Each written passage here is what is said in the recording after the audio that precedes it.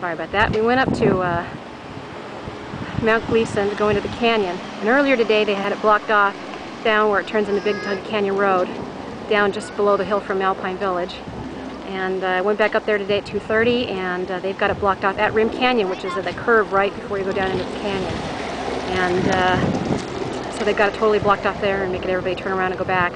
We weren't able to see much, but that whole canyon, if you're able to stand there and look across the wash, all you see is just burnt all the way up the canyon, which is just amazing. So this is one of those 50-year fires, and the whole neighborhood, including two of my children over there, are out here to watch it. So everyone's coming down to look. So people are just coming down the street and find a place to park and look around and drive around, take a look at things, because it's just it's really pretty amazing. And there's helicopters overhead, cars going by,